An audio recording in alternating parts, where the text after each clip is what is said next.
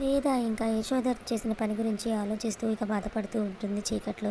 ఇంకా అక్కడికి మాలిని వస్తుంది. మాలిని వచ్చి వేద అని చెప్పి తన భుజం మీద చేయి వేస్తే, అత్తయ్య గారు మీరా, మీరేంటి ఇక్కడ అని అంటూ ఉంటే, నువ్వు బాధపడుతున్నావని నాకు తెలుసమ్మా, కానీ ఒకటి మాత్రం గుర్తుంచుకో, నా యశోదర్ ఇలా ఎప్పుడు ప్రవర్తించడు, కానీ ఇలా ఎందుకు ప్రవర్తిస్తాడో తెలుసా?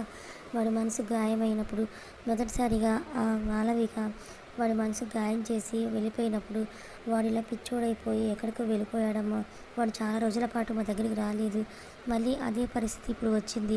ఎందుకు వచ్చిందో అర్థం కావటం లేదు అని చెప్పి ఏడుస్తూ ఇక బాధపడుతూ అంటూ ఉంటే, ఇక ఆ మాటలు తలుచుకొని వేద ఆలోచనలో పడుతుంది.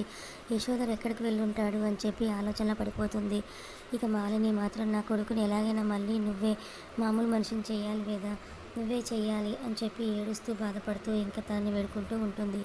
ఇక వేద ఆలోచనలో పడుతుంది యశోధర్ గురించి. తర్వాత ఏం జరిగిందో తెలుసుకోవాలనుకుంటే ఛానల్ని ఫాలో అవ్వండి. వీడియో నచ్చితే తప్పకుండా లైక్ చేయండి. Thank you so much for watching.